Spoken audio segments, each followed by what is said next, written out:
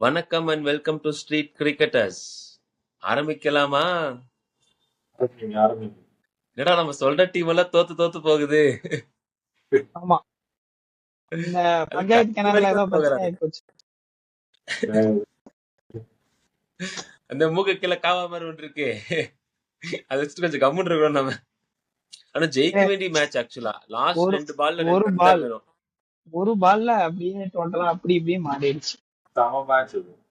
ஆக்சுவலா அந்த லாஸ்ட் பால்ல, லாஸ்ட் 2 பால்ஸ்ல ஒரு பால் சிங்கிள் ஓடி இருக்கலாம். ஓடி இவனுக்கு கூட கொடுத்தா அவன் கூட அடிச்சிருப்பான். மில்லர் ஏன் சூப்பர் கொடுக்கலன்னு ஓவர் தெரியல. சூப்பர் ஓவராவது வந்திருக்கும். ஆப்வியஸா ம் சூப்பர் ஓவர்ல போய் ஜெயிச்சிருக்கலாம். இல்ல மிஸ் ஸ்டார்டிங்ல பண்ணிட்டாங்க. ஒரு ஓவர் போது தூக்கிலாம் வீசாம அழகா ரொட்டேட் பண்ணி கூட ஒரு பால் 2 பால் நல்லா பார்ட்ஸ் எடுத்துக்கலாம். ம் தூக்கி அந்த கடைசியில அதான் வெறும் 2 பாலுக்கு 2 ரன்னு. மில்லர் ஸ்ட்ரைக்ல இருக்கான். அப்ப யோசிச்சு பாரு, எல்லாம் நினைப்பாங்க, வேர்ல்டே நினைக்கும், டேய் அவங்க வின்ரா, மில்லர் அடிச்சிருவான்டா அப்படின்னு. ஆனா அப்பேற்பட்ட மில்லருக்கே டக்கால்ட்டி காட்டினான் பாத்தியா நம்ம பிரசித் கிருஷ்ணா. பிரசித் கிருஷ்ணா ஒரு இம்பாக்ட் பிளேயர்னு தெரிஞ்சுக்கோங்க. அவன் நல்லா போடுறானா இல்லையா, விக்கெட் மட்டும் எடுத்துருவான் எப்படியாச்சும். இல்ல நேத்து அந்த லாஸ்ட் பால் சூப்பரா போட்டான். அவன் வந்து கரெக்டா ஷாட் கொஞ்சம் கொஞ்சம் ஸ்லோவரா தான் போச்சு அது. அவனால கெஸ் பண்ண முடியல மில்லர்னால. கரெக்டா மண்டைக்கு இந்த இடத்துல போச்சு, கழுத்துக்கிட்ட. சரியான பால் அது. வேற எங்க போட்டிருந்தாலும் அடிச்சிருப்பான்னு நினைக்கிறேன். சரியான பால் அது. ஆமா, ஆனா அதுக்கு முன்னாடி வைடு போட்ட வேற பால் வந்து கேட்டாங்க. ஓடி இருக்கலாம். ஆமா, வைட் ரிவ்யூ கேட்டாங்க. அது வைட் எல்லாம் கிடையாது, இவன் சும்மா அவனுக்கே தெரியுது இங்கதான் போகுதுன்னு. அதுக்கு முன்னாடி பால் அவன் தப்பு பண்ணிட்டான். சிங்கிள் ஓடி இருக்கணும். ஓடி குல்தீப் கொடுத்திருந்தா குல்தீப் கண்டிப்பா ஒரு ரன் எடுத்துருவான். கண்டிப்பா எடுத்துருவான். அது ரொம்ப பெரிய தப்பு, ரொம்ப பெரிய மிஸ்டேக். அதான் டிசியோட ஃபால் இங்க இருந்து ஸ்டார்ட் ஆகுதான்னு தெரியல. ஏன்னா போன வருஷம் இதே மாதிரி தான் ஆடினானுங்க, செமையா ஆட்டு வந்தானுங்க. ஒரு மேட்ச்ல அப்படியே கீழே வந்தானுங்க. பாக்கலாம் அப்புறம் இல்ல, அப்படி அடுத்த மேட்ச். ஆக்சுவலா ஜிடிஏ இன்னும் கொஞ்சம் ரன் சேர்த்திருக்கணும். தப்பு பண்ணிட்டாங்க. நல்லா போய்கிட்டு இருந்தது. ஜெயிக்க வேண்டிய ஒரு மேட்ச் கிடையாது இது ஆக்சுவலா. இல்ல, ஜிடிஏ வந்து ஃபர்ஸ்ட் இன்னிங்ஸ்ல பார்த்தானா 17வது ஓவரும் 18வது ஓவரும் வந்து கிட்டத்தட்ட புல் பேக் பண்ணியிருப்பாங்க. ஈஸி. ஆமா ஆமா. நல்லா போயிட்டு இருக்கும். நான் பார்த்தா 16 ஓவருக்கு 180. ஆப்வியஸா 17 17 19 4 ஓவர் 230 தான் ஆன் கார்ட்ஸ் நினைச்சிட்டு இருந்தேன். கடைசியில பார்த்தா 210க்கு ரெஸ்ட்ரிக்ட் பண்ணிட்டானுங்க. ஏய் பரவாயில்லையடா அப்படிங்கிற மாதிரி இருந்துச்சு. ஸோ டிசி கிட்டனா அந்த டெப்த் பவுலிங்கும் நல்லா இருக்கு. நீ இங்கெல்லாம் டெப்த்ல அவங்க ஜென்ரலாவே இப்போ வந்து என்ன சொல்றது, ஜிடில வந்துட்டு பிரசித் கிருஷ்ணா இருக்காரு தான். ஆனா அவர் வந்து ஒரு சில சமயம் நல்லா பண்ணிடுவாரு, ஒரு சில சமயம் வாரி வழங்கிடுவாரு. ஆனா அந்த 6 கொடுத்தாரு தெரியுமா டேவிட் மில்லருக்கு, 3 பாலுக்கு 8 ரன் இருக்கும் போது ஸ்லாட்ல போடுறாரு. 8 ஓவர்ல ஸ்லாட்ல.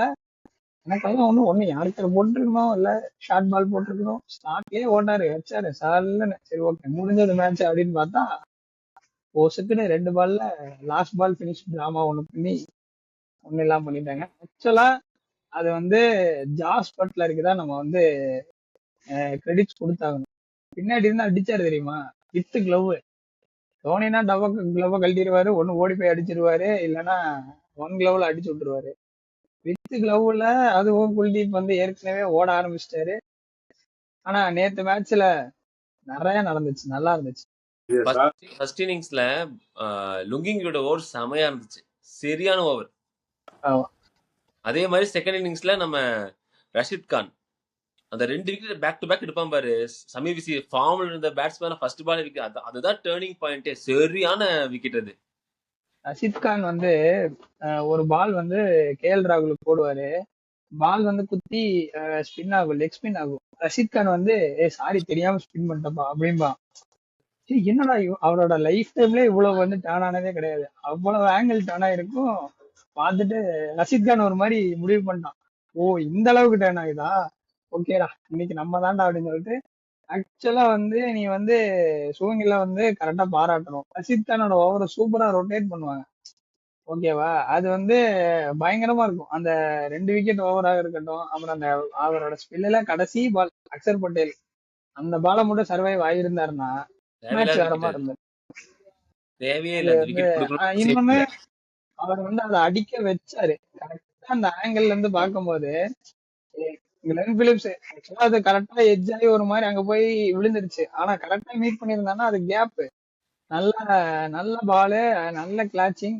நேற்று வந்து பைலட் கென் பிலிப்ஸ் வந்து மறுபடியும் நம்மளோட ஃபார்முக்கு வந்துட்டு அப்படி அங்கிருந்து இங்க பறக்குறாரு, இங்கிருந்து அங்க பறக்குறாரு. நாட் அ ஹியூமன் அப்படின்னு சொல்லி மீம்ஸ் போட்டுட்டு இருக்காங்க. நேத்து மட்டும் கில்லு வந்துட்டான், கேஎல் ராகுல் வந்துட்டான். கிளாஸ் பட்லர் பிளேயர்ஸ் எல்லாத்துக்குமே நேற்று பயங்கரமான ஒரு நாள் கம்பேக். ஆனா கேஎல் ராகுலோட என்னைக்குமே அப்படிதான். இந்த மாதிரி கிளாஸான பிளேயர்ஸ் இருக்காங்க தெரியுமா, அது ஆடும்போது சூப்பரா இருக்கும்.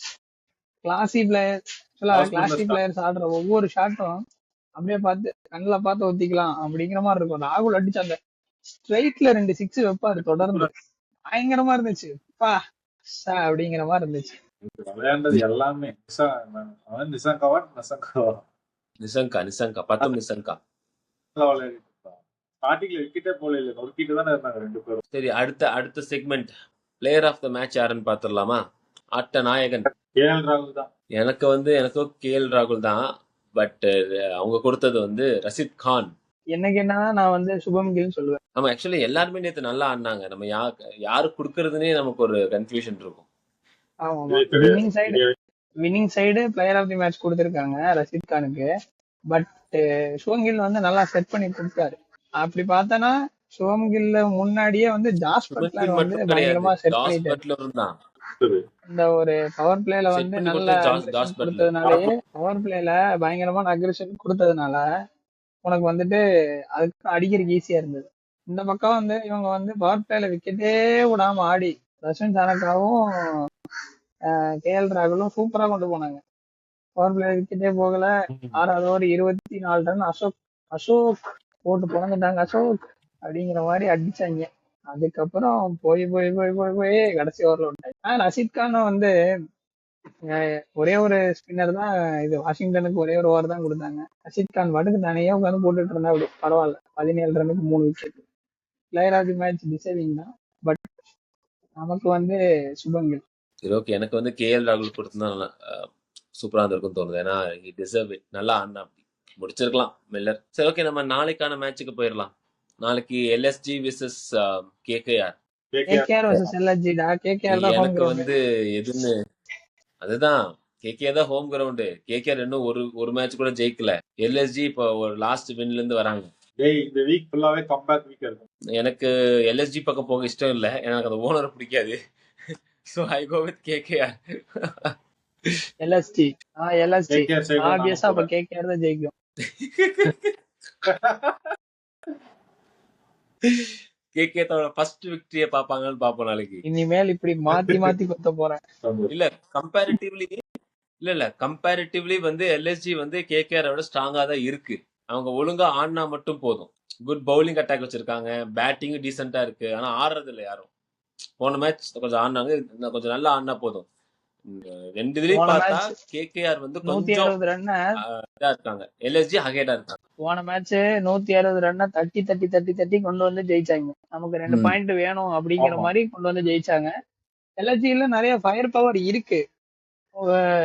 ரிசர்வ் பண்ணிட்டு தன்னோட டவுன் எதுன்னு தேடிட்டு இருக்காரு.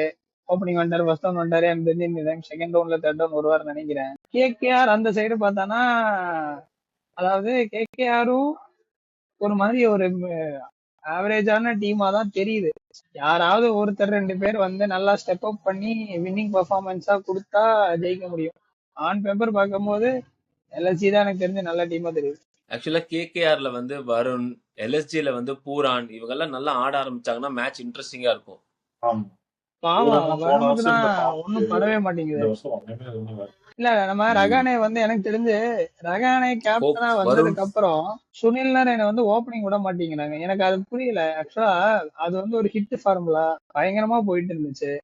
கௌதம் கம்பீர் வந்து அதை இனிஷியேட் பண்ணாரு, ஸ்ரேயஸ் ஐயர் வந்து ஃபாலோ பண்ணாரு. எதுக்கு அஜிங்கிய ரகானே வந்து நம்மள சுனில் நாராயண 7 ரன் கொண்டு வராருன்னு தெரியல. தாராளமா கொண்டு வரலாம் ஓப்பனிங். ஓகே, நாளைக்கு எல்எஸ்ஜி விசஸ் கேகேஆரோட பிளேஸ் டு வாட்ச் அவுட் வந்து, என்னோட வாட்ச் அவுட் வந்து பூரான் அண்ட் வருண். நானும் தான் வருண் என்ன பண்ற பாக்கலாம், ரவேனா பாக்கலாம். என்னோட பிளேயர் டு வாட்ச் அவுட் வந்து பூரான். ரெண்டு டீம்லயும் ஒவ்வொருத்தர் சொல்லியிருக்கேன், பாப்போம். நீ வந்து தென்னை மரத்துல ஒரு குத்து, பனை மரத்துல வந்து குத்திட்டு இருக்கிற ரெகுலரா. இல்ல ரெகுலரா வந்து எப்படின்னா கேகேஆர் வின் பண்ணு நான் ப்ரெடிக்ட் பண்ணா வச்சுக்குவேன். எல்எஸ்டில இருந்து பிளேயர்ஸ் போவான். மாத்தி மாத்தி சொல்லிட்டு இருப்பான். இந்த டைம் ஏதோ சரி இதுல ஒரு குத்து அதுல ஒரு குத்து. பூரான் வந்து ஃபயர் ஒர்க்ஸ் காட்டுவாருன்னு எதிர்பார்க்கிறேன். நாளைக்கு என்ன டார்கெட் கிடைக்கும் இருக்கும்னு நினைக்கிறீங்க? எனக்கு தெரியல, எனக்கு ஒரு 200 பிளஸ் வரும்னு நினைக்கிறேன். 180 to 200. 200க்கு அதிகமாவே வரும். 210 220 பக்கம் வரும்.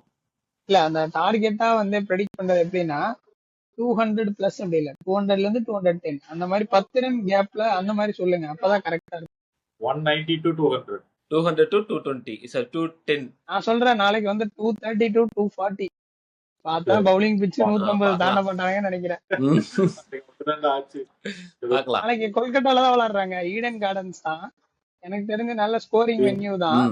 200 வந்துரும். பட் ஆனா எனக்கு என்னமோ மேபி ஃபர்ஸ்ட் பேட்டிங் எடுத்தாங்க அப்படின்னா வந்து ஃபயர் பவர் பண்றதுக்கு ஜாஸ்தியான சான்ஸ் இருக்கு. ஒருவேளை எல்ஐசி எடுத்தாங்கன்னா, எல்ஐசி போன மேட்ச் ஜெயிச்சிருக்காங்க. ஸோ ஒண்ணு அப்படியே சீட் கட்டு மாதிரி சரிஞ்சிருவாங்க. அப்படி இல்ல தேர்ட் விக்கெட் 4 விக்கெட் 4 விக்கெட் விட்டு 230ல இருந்து 240 ரன் அடிப்பாங்க அப்படிங்கிற மாதிரி எனக்கு தோணுது. டேய் எல்எஸ்ஜி தோத்தா அவனுக்கு கேள்வி கேட்க ஓனர் இருக்கான்டா, எடுத்து குச்சி எடுத்து வருவான் பின்னாடியே. ஃபுட்பால் ஆட்டிடியூட்ரா, சரி, ஃபுட்பால் okay. மேனேஜர்ஸ் ஆட்டிடியூட் மாதிரி ஒண்ணு பண்றா அப்படி. ஓகே, நாளைக்கு என்ன நடக்குதுன்னு நம்ம மேட்ச் பார்த்து தெரிஞ்சுக்கலாம். தேங்க்ஸ் ஃபார் வாட்சிங், thanks for supporting us. Like பண்ணுங்க, ஷேர் பண்ணுங்க, கமெண்ட் பண்ணுங்க. நன்றி, வணக்கம்.